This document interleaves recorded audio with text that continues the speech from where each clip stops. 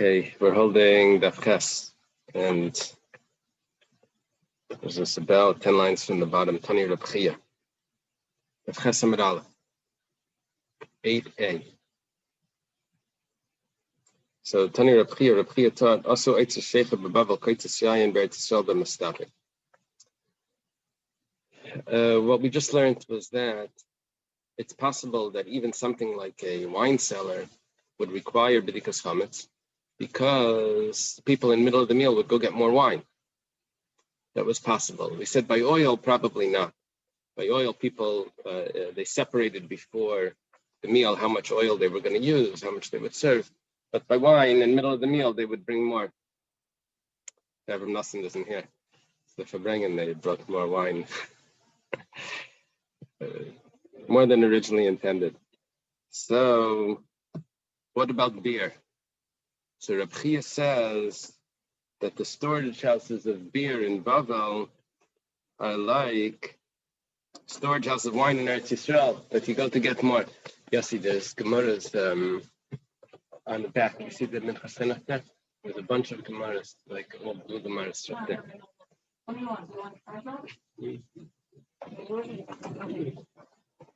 Welcome. Okay. I'm Rav Chizda. Rav Chizda says, Bei Dagim. And let me just go back to that Reb Chia. That beer in Bavel was more popular.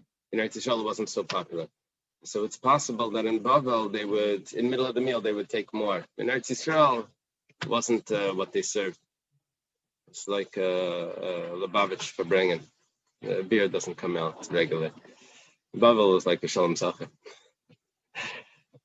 Okay. Rav Chizda says, Bei Dagim, a storage of fish. What about that? Would you go to get more fish in the middle of a meal? So he says, Ein tzarich bedika. Nah, they don't take more.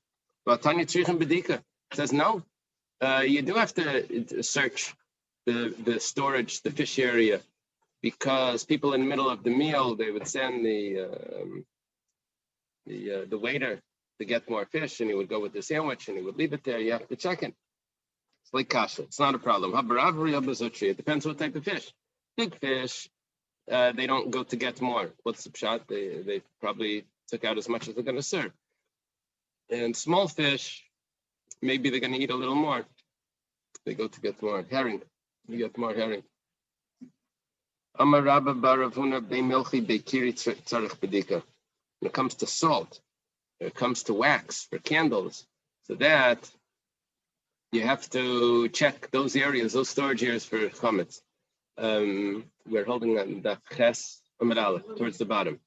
Ches Amud Aleph towards the bottom. Got the Amar of Papa. So therefore, you have to check those areas, because people would go in the middle of the meal to get more salt or more wax for the candles. Amar of Papa Beitzivi Beitamri. What about wood? Wood storage or date storage. Tzarech Bedika. Yep, but those also, people get more wood for the fire in the middle of a meal. So therefore, you have to search those areas for chametz. Tana in mechayven eselach nesiyad lefernol stuck and live the sakana. It's taught in a brisa that we're not mechayev a person to put his hands in between rocks to search for chametz in the holes or cracks, because it's dangerous. Because it's dangerous. The Gemara asks, "My sakana, what are you talking about that it's dangerous?" Very good. If it's because maybe there's a scorpion over there, yeah, people should wear gloves if they do this. That helps. So, so what are you saying? How did they use this? The only reason why I have to check it is because I used it for chametz. So if they used it, and they shouldn't have used it if there's scorpions there. They shouldn't have put their hand in to put food there. So it's like Tzricha B'Nafal. We're talking about a case where a wall collapsed. So originally it was probably like a cabinet or something, and there was no problem of scorpions. But now everything collapsed, and now it's a rubble. Right. Right. Right. Yeah. Chaim Berkowitz was telling us about some sort of creature in Israel that was dangerous and was showing us that killed it. Okay, we're talking about where the house collapsed. You're going to stick your hand in and you're not going to see what you're touching. That's the problem. People see scorpions, but they kill it with something. But here you're sticking your hand blindly, right, into the wall. So here the wall collapsed. So and there's chametz under it. Enough alamali bedika. If it fell down, why do I even have to search at all? Vatanan, but it was taught in the Mishnah. Chametz shenach lav mapelas real kamavur. If there's chametz that a wall collapsed over, it's considered like it's destroyed. Right? We mentioned that once. The Gemara answers, "Hasam shein kelev yachal lachapis acharav v'chad kasha kelev yachal lachapis acharav." What are we talking about? When do we say that it's considered mavur? That's if when a dog goes over it, it won't be able to reach it. The dog won't be able to climb in to get it. So that's when you don't have to do a search. When do you have to do a search? If a dog goes over and a dog can find it, so then you have to search for it as well. Now we're saying that even though you have to search for it as well, but if there's a concern of scorpions, then you don't have to search for it. So even though normally you do have to search, here you don't have to search. Tosfos over here says that, what about that Mishnah? The Mishnah said that if a house collapses and a dog can search for it, and a dog could find it, then you have to do bedikas chametz there. And over here you're saying that you don't have to because of scorpions. So Tosfos says over there, I know definitely that there's chametz there. So if there's vadei chametz, then I have to hire workers to get it out. But here I don't know there's chametz. I don't know there's chametz, and you're just searching for maybe there's chametz. That I don't have to do if there's a concern of scorpion. You hear what's going on? Depends if there's a vada. This leads us into our next sugya, as we'll see later today. Okay, good question. What are you concerned about checking? You're concerned that you might get that the person could get in contact with a scorpion. He doesn't want that, but he's a shliach mitzvah. Shliach mitzvah, no harm comes to a shliach mitzvah.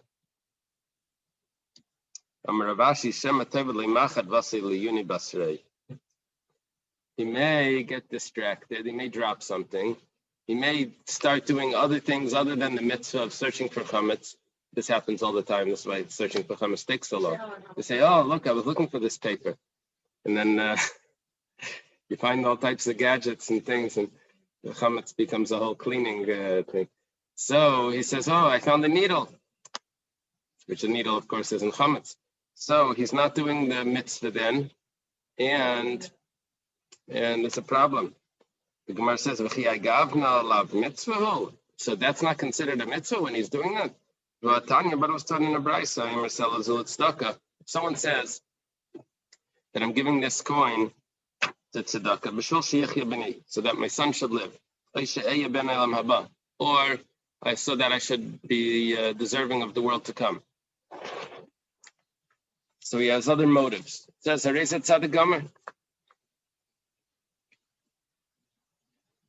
considered a tzaddik. So even though his motives aren't pure, so here also he's searching for chametz, but he has other motives along the way. He's finding a needle. Well, maybe it's a different time.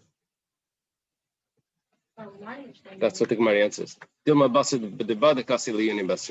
not that it's at the same time. It's two separate times. That's what the Gemara answers. It's two separate times, and therefore, at the time that he's looking for the needle, he's not searching for chametz. If it would all be at the same time, let's search for chametz, and at the same time that he's getting the chametz, he's cleaning out the needles and whatever else there is. That would be part of the mitzvah. Okay, I'm sorry, Yossi. Yeah. Mishum sakana sanachrim. It's because of a danger of non-Jews. I wonder if it says nachrim there. Does it in the Steinsaltz? Does it say nachrim or does it say akum or something? Here it says goyim. Goyim.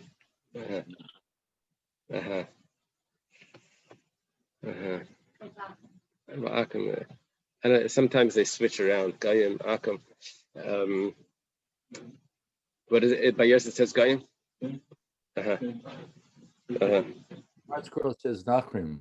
Nachrim. Okay. Yeah, I don't know why they switched that nachrim for goyim.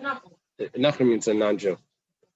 No, just sometimes they don't want it to look like we're saying anything derogatory about the current non-Jews, so they switch it to some word that's maybe not applicable today. Like akum, they switch it sometimes to akum. Yeah, those are the pagans that lived back then. They don't exist today. Don't worry about it. That's the self-censored. We did it.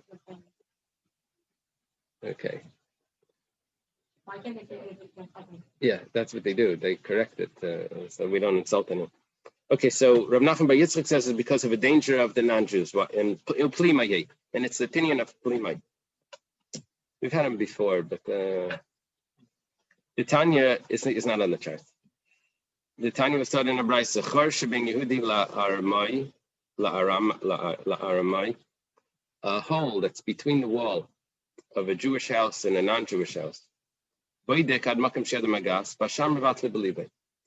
have to check as far as you can reach and into the wall.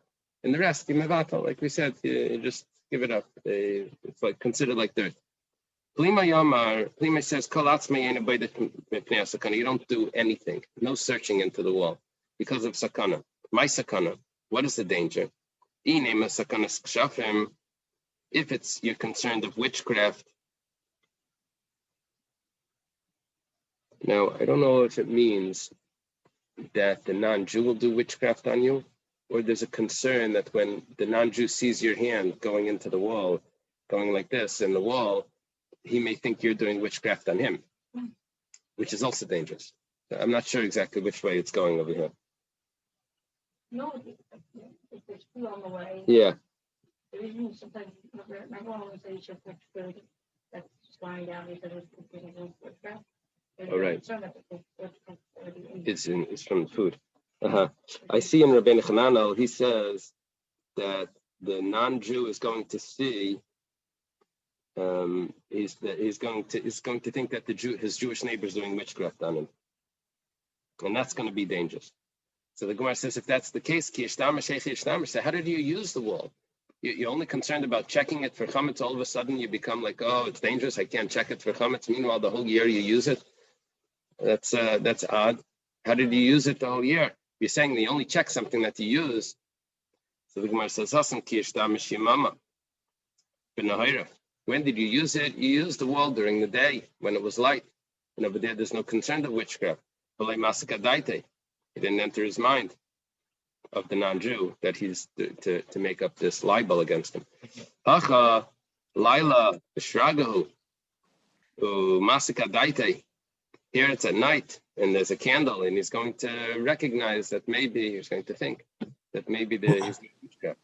Yeah. Rabbi, yeah. I don't understand. This is the only night of the year where Jews are walking around in the dark with candles. So, yeah. I mean,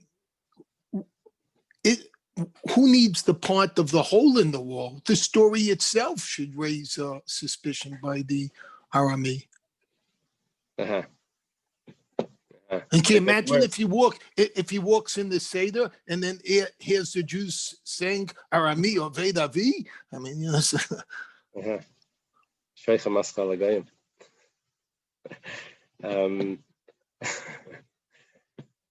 No, but it's worse when you go to his wall and you start sticking your hand through the wall and you have a candle there and, whispering incantations. Okay. The Gemara asks, but he's a shliach mitzvah, he's checking for chametz. There should be no problem there. The Gemara says, "Heichad d'shchiach hazeka shiny." No, shluchim mitzvah nezukin is not you put yourself in a dangerous situation. Shluchim mitzvah in the nezukin means that in cases where it's not a probable or a frequent sort of danger, so then you don't have to worry that a danger is going to happen. Because it's Lel B'dikas Chametz. Oh, that's Yes, it's the 14th. Shenema, right? As it says in the pasuk, Vayem Shmuel Eichelech B'Shamashov V'Argeni. Shmuel is told that he's supposed to anoint David HaMelech. David was one of the sons of Yishai. So he goes over there but he says, how am I supposed to go there? Shaul, who's still the king, is going to hear that I'm going to anoint David, and that's going to be rebellious against the king. He'll kill me. Hashem says, take a sacrifice along. You just say that you're going to sacrifice. And that will be like an excuse of what you're doing. You're going along. Okay, so we see that if it's shchiach hazeka, even when you're told by the Eibishter, you still have to be concerned. For hazeka, you have to do things to make sure that it's not dangerous. They asked Rav, Hani b'nei bei Rav, the diary bebaga, ma'al l'meisei kadma v'chashecha l'bei Rav. They asked Rav, the Rosh Yeshiva, the yeshiva students that live in the field, could they come early and at night to the yeshiva?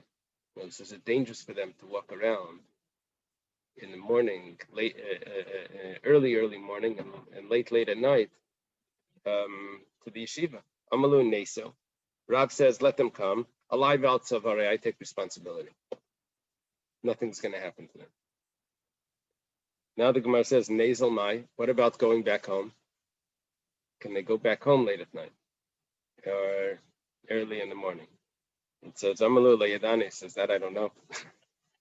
He doesn't have to give an answer yes or no. He says, I don't know, that's already dangerous. No achrayas. Very good. Itmar was stated,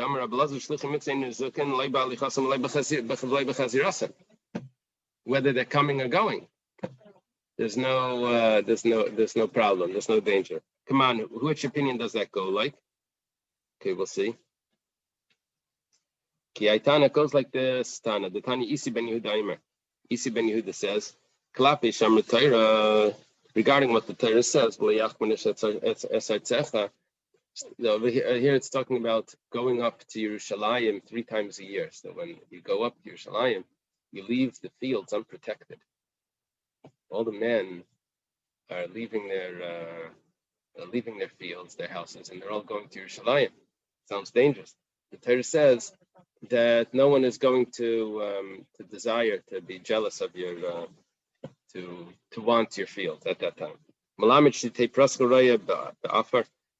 This teaches us that the cow will be grazing in the meadow, and no animals are going to attack it, wild animals. The chicken is going to be pecking in the garbage, and the chulda is not going to attack it. Yeah, what's a chulda? A weasel or something. And the matter is a kal v'chaymer. Ma elu shedarkim lizuk einan nizukin. These things, which are, it's common for them to be attacked, and they don't get attacked. People have, it says that they have a mazel that protects them. So therefore, Rashi says that Adam is like mazla. He doesn't get it. It's more frequent for a person for him to lose some sort of property than for his body to be attacked. That's more common. So if nothing attacks his property, his money, so for sure nothing's going to happen to him. We only know that this is correct when he's going to Yerushalayim. How do you know even when on the way back? So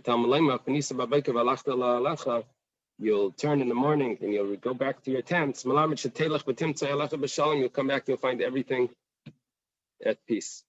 Everything will be good. That means the way there and the way back. Okay, so that's our Tana that says that's the basis of Rabbi Lazar, the Shluchim Mitzvah in Nizukim Leiba Alicha, V'Lei B'Chazara, Leiba Alichasim, Leiba Chazarasim. V'Chimiacher Da'Afila B'Chazara, Ba'Alicha Lamali. Why does it even have to tell me that on the way to doing the mitzvah, there's no damages? If on the way back, there's no damages, on the way there for sure not. This is even when you're going away from the mitzvah, a person is safe. The Gemara says actually it's not necessary, and what it's telling me is a side halacha, a different halacha. Look at the Rabami.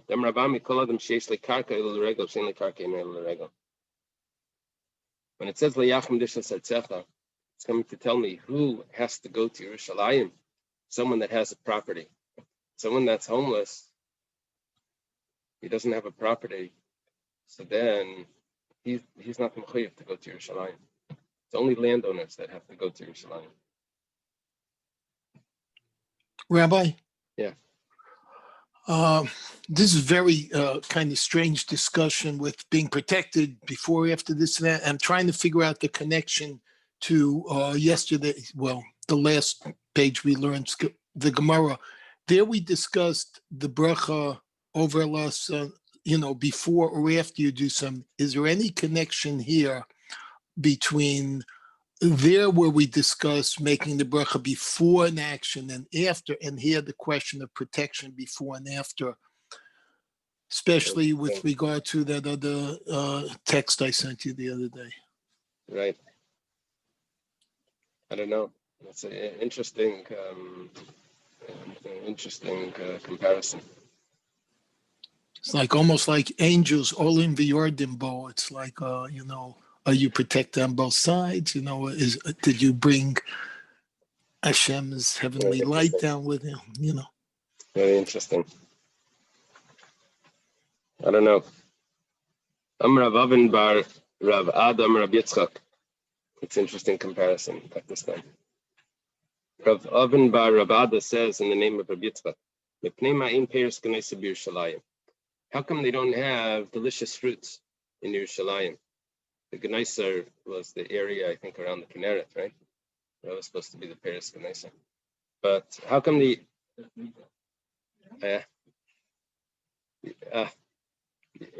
Ramesh, your father's saying that's Migdal. Okay, so how come they don't have these fruits in Yerushalayim? It says, you don't want people to say, it's enough.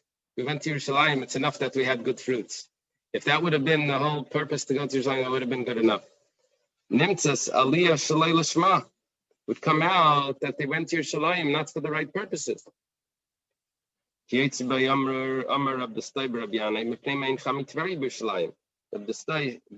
says, how come they don't have hot springs in Yerushalayim? The springs of Tveria. So that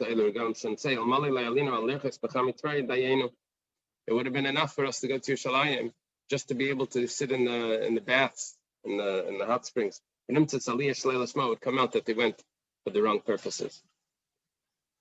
It's interesting. There's such a concern here about Aliyah Shalei Lashma. When we just said Haim Selazu Litzdaka, Shalei Lashma didn't matter.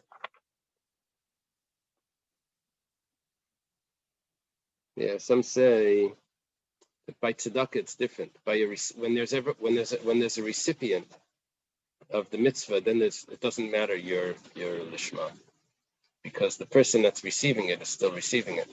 But when it's between you and the Eibishter, then there's no recipient, there's no ben adam lachaveri, then the lishma makes a difference. They say they had a vart from the Baal Shem Tov, I think, from someone. They said someone was afraid to give tzedakah shalei lishma. He said, yeah, but the ani is taking it lishma. The poor man is taking it for the sake of heaven. He has no ulterior motives, just to use the tzedakah. Okay. We're going back to explain what we said in the Mishnah. When we learned the Mishnah, we didn't explain it at all. We just said that there's a machlekes Beishami and Beis Hillel regarding checking a wine cellar. It says that you check 2 rows of a wine cellar. And we asked, if you don't need to check a place where there's no chametz, why do you have to check 2 rows of a wine cellar? We said it's a wine cellar where chametz goes in, the chametz goes into there because of the waiter. So Marteif man dachar shmei, who mentioned the Marteif, a wine cellar? Hachikamer, kol makom shemachnisim bechametz ein tzarich bedika. This is what the Mishnah is saying. Anywhere where no chametz goes into doesn't need to be checked. Wine storage places and oil storage places don't need to be checked. But so why did they mention? We threw in some examples there. So what did they say that you have to check 2 rows of the wine cellar? That's talking about makom shemachnisim bechametz of mistapik. It's talking about a place where chametz goes in, and when you use that wine cellar in the middle of a meal to get more wine. Beishami says 2 rows.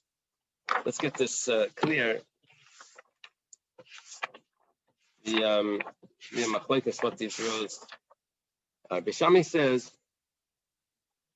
Beishurus al panei kol hamartiv. 2 rows along the whole entire martiv. The 2 outer rows, which are the upper ones. We can have a machlekes about each statement here. We'll have machlekes, what's the pshat in Beishamai when it says al pnei kol hamartiv, and we have machlekes from Beis Hillel about shtei shiras hachitzainis shein al yainus. We'll see. There's you could emphasize 2. There's 2. It's ambiguous where to put what's the emphasis here. The chitzainis or the elyainus? What's the main? What are we looking at? And also, pnei kol hamartiv. What's the pnei kol hamartiv? Is it the pnei kol hamartiv? Let's see. So, Amar Rav Yehuda shtei shiras shamru min haaretz vad shmei kaira. When we say 2 rows, we're talking about the 2 front rows that go from the floor to the ceiling. That's Beishami's opinion. Entire row, front row. So, if you have a martiv, you have a wine cellar, you would have like barrels, stacked. You can do this with like cans of, peas, corn. So, for an example, so you have the front row would be a stack of, several barrels, and then the one directly right behind it would be another stack that you have to check for chametz. Gam is supposed to be a Greek letter that's a triangle, it's supposed to be an L, a right angle. So what you do is you check the front row, and then across the whole top. Al panei kol hamartiv, in the face of the whole martiv. So the whole front and the whole top, as opposed to Rav Yehuda's pshat, which is just the front 2. Tani kavasei de Rav Yehuda, Tani kavasei de Rav Yechanan. There's a brisa that supports both of those opinions. Tani kavasei de Rav Yehuda, the brisa that supports Rav Yehuda's opinion. Rav Yehuda is, of course, the Amoira Rav Yehuda, student of Rav, a student of Shmuel. And Rabbi Yechanan was in Eretz Yisrael in the generation of Rav and Shmuel. So the brisa that supports Rav Yehuda is Beishami Yom Shtei Shiras Al Pnei Kol Hamartiv Shtei Shiras Amru Min Haaretz Vad Shmei Kaira. Mamish says clearly in the brisa from the floor till the ceiling. Okay, we know what it is. Tani kavasei de Rabbi Yechanan Shtei Shiras Al Pnei Kol Hamartiv Chitzayin Reyes HaPesach V'Alien Reyes HaKaira Shelifnim Mimenu Shalamatim Ein Tzarich B'dika. The outer one sees the door, the upper one sees the ceiling, and what's inside and what's below it, that you don't need. So anything that's all the rest of that martif, you don't have to check. Basil says the 2 upper rows, the 2 outer rows, which are the upper ones. Amarav el yaina v'shalamati mena. What you do is you don't have to check the whole front. You just 1 row on the top and 1 row directly beneath it. And there's another row under it, could be 2 rows under it, however high it is, but it's just the top 2 rows across the front. Shmuel Amar El Yaina V'Shalafnimi Mena. Shmuel says I agree with you that it's that top one, but it's not the one right underneath it. It's the one right behind it. So it's the two upper rows. What does the upper mean? Not one and one under it, but one and one behind it. My time with the Rav. What's the reason that Rav says the top one and the one under it? He says outer. But it says the top. This isn't the top. The top one is the top, but this one is right under it. It's not the top. It says Lamuti Tatai the Tatai. It's referring to not the bottom one, not the bottom row. So it's still the top. It's above the bottom, it's the top. Shmuel the top one, and then the one that's right behind it. My time, what's the reason for that? He says that it has to be the top. But it says outer. This isn't the outer one. It says, well, it's referring to the ones that are behind it also. It's not the back. So if it's not the back, then it's the front. Reb Chia Tani Kavasei the Rav. Reb Chia taught according to Rav. V'kulu Tanai Tanu Kavasei the Shmuel. But all the other Tanaim taught according to Shmuel. V'hilchas Kavasei the Shmuel. And the halachas according to Shmuel, that Shmuel said it's the top two, referring to one and one behind it. Now, on the side of my Gemara, I have a Taisus Yom Tov, a quote from a Taisus Yom Tov that says that there are Paiskim, the Paskin like Rav, they did not have in their Girsa the Hilchos HaKavasei Shmuel. Their Gemara did not have them. Okay, new Mishnah. Ein chayshin shemek gira chulda mi bias lebias mi makam lemakam dimkein mechatzer meir liyer ein l'davar seif. We just learned, this is the way the Rambam learns the Mishnah. We just learned that you only have to check places where chametz has entered. Now, once you check your area, so you don't have to check it because no chametz has entered it since you've checked it. You don't have to suspect that maybe a cholda has now brought chametz in, because even if you check the whole area, so maybe a cholda came from outside that. Maybe you check the whole city, and say maybe a cholda came from outside that. So you never have to suspect that a cholda, some sort of weasel, has brought chametz into an area that's been checked already. You'll never be able to get out of this. You'll always be concerned. Taima delei chazina deshakel. That's because you didn't see that he has a bagel in his mouth. You didn't see that he took that the weasel has chametz. But chazina deshakel chashin by bedika. But if you see the weasel walking around with chametz, then you have a problem. Then you have to search the area. You don't know where he put it.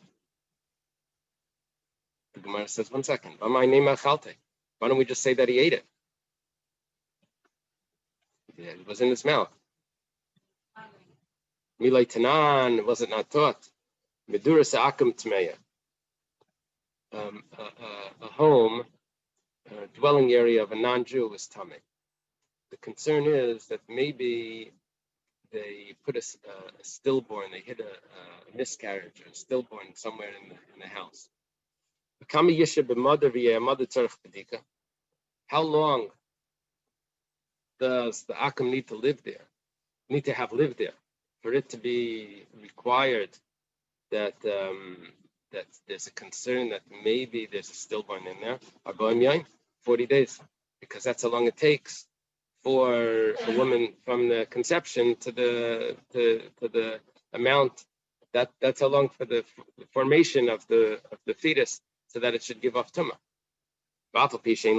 Even if the akum doesn't have a wife, we're still concerned because of znus. We don't trust him that he's without some. Anywhere where there's a weasel or a pig that can go there, then you don't have to search it. We assume that the pig or the weasel ate up the flesh and the body. Pigs will eat the bones. They ate everything, and there's nothing left there. This is our question. We quoted this as a question. What are you telling me that if there's a chulda, if you see a chulda with chametz, so you have to check where did he put the chametz? What are you talking about? When it came to this meduras akum, we say that the chulda and the chazir ate the whole thing up. So just say he ate up with the whole bagel. So Amar Rab Zera like kasher. Rab Zera says it's not a question. Ababasar abalechem. One's meat and one's bread. The basar le meshayra, balechem meshayra. By the meat, he doesn't leave anything over, but by the bread, he leaves over. You have to know the diet. What do they eat? Okay, Amar Rava. Rava says, "Hi, Mai." Rava says, "What was your original question?" Bishlei mahasam. Understand over there, ema hava, ema lei hava. Over there, by that case, why are you quoting this story, this case of a house of an akum? We don't know if there was a stillborn, a miscarriage somewhere in this, a fetus somewhere hidden in this house. We don't know anything. If you say, oh yeah, never trust them, you don't know what's going on in there, even if you say that, but maybe there was a pig or a weasel that took it away. So I don't have any vadai here that definite that there was something here that's not that's stomach. But over here I see the chametz, the chazina, the shakal. Should I say that maybe there's a suffix, maybe it ate it, but you saw it here. Over there you didn't see anything. You have a suffix, maybe it ate it, but I know that it was here, so you have to search. What's your original question? The Gemara asks. Okay, that's Rava's comment on this. Now that we get into suffix and vades, now we start to discuss this. Several. The mission is over. The mission is over by line 3. So now we're discussing suffix and vade. The Gemara says, "Vein suffix might me de vade." You never say that because of a doubt it takes away what we knew before. But Tanya, we have a brisa, chaver shemes. We had this brisa recently. If a chaver, someone that's trusted to take the trumas and maasros from his grain, and he passed away, and he leaves a basket that's full of fruits, and even if they're fresh today, and he passed away today, so it's considered that they were fixed, that the trumas and maasros were taken. But these fruits, they were definitely at one time tevel, that means unfixed, right? And definitely at one point they needed to have the maaser taken. Now we don't know if the tithes were taken or not, because it's suffix mitzvah midivade, and the doubt takes away from the definite. Now there's that question. No, it definitely needed to be fixed. We don't know if it was fixed, and we say that it probably was. How could you say it probably was if you knew for sure that it needed it? So the Gemara says, "Hasam vadi uvadi uvadi masri." Over there, the chazaka is so strong that we consider it a vadi.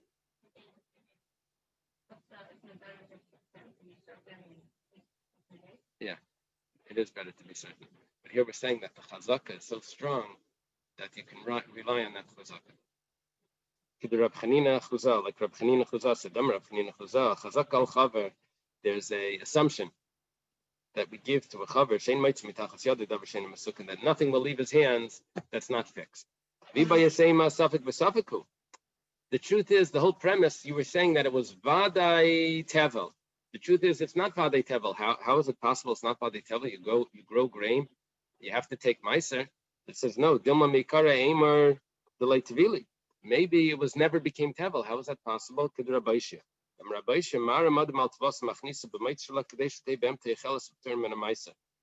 It's possible for a person to avoid the obligation of meiser coming onto the grain. How does he do that? Instead of doing the threshing of the grain, you pound it, you get it, you get all the kernels, the husks, the chaff to come off. Instead of taking all of that off, you take it directly into the house. And from the house, you then take off the chaff. And so then, really, when is it chayiv and meiser? After you remove the chaff, when you take it into the house. Here, you avoided that step by taking it into the house first. So it was never really chayiv in Meiser. Vein Suffolk might say, okay, that's so. It was never chayiv in Meiser. It's a possibility it was never chayiv in Meiser. So maybe he took Meiser. That's also two sfekas. Vein Suffolk might say me devadai. We ask again. No doubt takes away from the vada. Vatanyam Rabbi Yehuda. Rabbi Yehuda says, Meiser b'shivchas shel matzik echad barim and shitil nefel labar. There was a story of a matzik. Matzik, Rashi tells us, is a powerful person, very strong, a strong person. That it could be was also an olive picker, and it would be matzik, but it's a different gersa. In the city of Rimain, that there was a nefel. There was a miscarriage, a stillborn that was in a pit. Kayin, Rashi tells us he was going to check if it was a male or a female. Now, if it's a male, then the mother is tamei for 7 days. If it's a female, the mother's tamei for 14 days. He was going to check. Now, he was got caught up in the sophisticated halachas, but he forgot that he's a kayin and that he's not allowed to become tamei. The other option is that maybe he was a close relative. Maybe it's the father, and he's allowed to become tamei too. I think. Okay. I guess he didn't find it. The Chachamim said that this person is tar. Because there's a chulda and a bardalas that are there, and they probably ate it up. But over here, there was definitely at one time a stillborn in the pit, and the whole suffix is, was it taken out or not? And he's saying it's considered as if it was taken out because of the suffix. He shaita of a suffix like because he suffix like guru he shaita. The question if it was removed at that point because he suffix might me de vade. Suffix comes and takes out from the vade that it was vade there. Gemara says,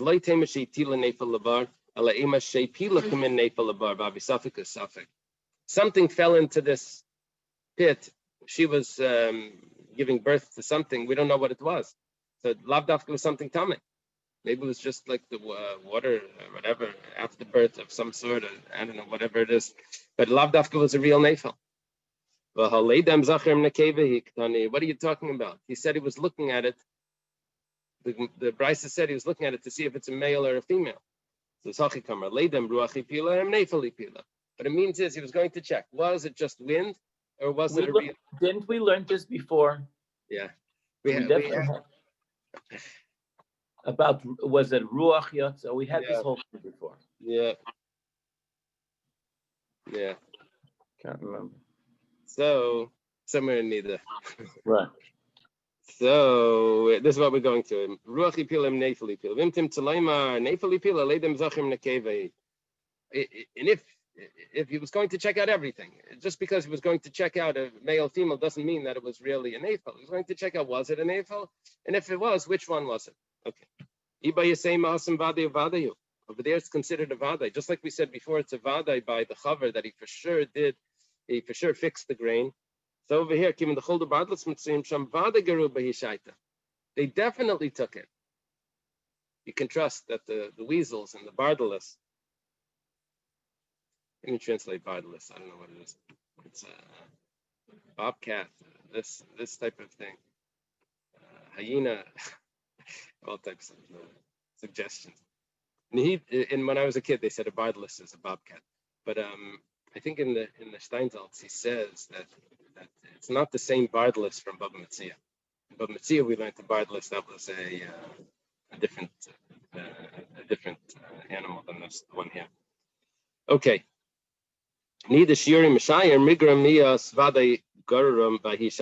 Even though sometimes he doesn't eat it right away, but he definitely dragged it away to his home.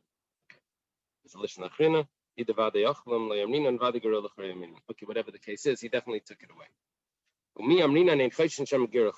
Do we say really that you don't suspect maybe a chulda dragged chametz around v'aktani seifa? 1 second. The end of the Mishnah wasn't the Mishnah that we learned. We said that you search for chametz, and it's going to be later on.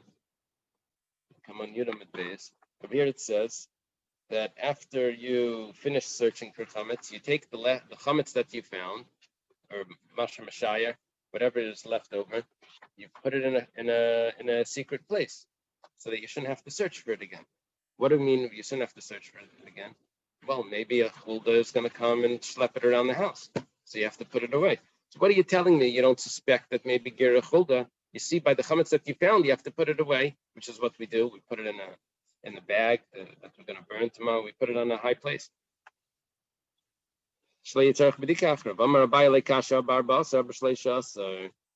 Depends. The 14th, you have to put it away. On the 13th, that you don't have to put away. That not you don't have to put away. That you don't suspect that maybe a chulda came and brought in bread. Because why not? On the 13th, there's chametz everywhere. So the chulda doesn't have to schlep the chametz from your house into the hole and then back around, and this doesn't have to do that. It has chametz. It has full chametz everywhere. So it's not hoarding. It's not hoarding the chametz. It has enough. There's no chametz around, so there's no bread by on the 14th. So bekula bati, and then the house is samatza. That's why on the 14th it's hiding it. That's the problem. That's why on the 14th you have to put it away. Rava says over here a statement. It's almost a joke. It's funny. It says v'chichulda neviyahi the other the idna arbeisa v'layapi ad loorta is chulda neviya. It's a joke. And is chulda a prophet, prophetess? But over here it's not a woman. Here it's a weasel. That's the joke. Is chulda is the weasel a prophetess or a prophet that knows that today's the 14th and there's no one that's going to be baking bread until after the Zman, and then we're gonna bake matzah the afternoon? Does it know that it has to hide it? It's going to put it away. Does it know really what's going on like that? Rava says maybe you're going to watch the chulda take it out, and that we know is a problem. Like we said before, if you see a chulda walking around with it, then it's a problem. So you put it away not because secretly a chulda is going to come and then you're going to be in trouble. No, that's it. We don't have any concern about it. It's just it might happen in front of you. Tanya Kava say the Rava was the Brisa taught similar to Rava. Right? If someone wants to still eat chametz after he searches, what he leaves over, he should put in a secret place. Take it in front of us. Yeah, if it takes it in front of us, then you'll have to search for it. But if we don't see that happening, you don't have to suspect that. Rav Mari says, yeah, you're right. You don't have to suspect for a chulda. But if you put away 9 pieces, if you put away 10 pieces and you only find 9, then you're in trouble. Then you have to search. If a chulda took it, maybe he left it somewhere, that's going to be a problem. Okay, let's leave it over here.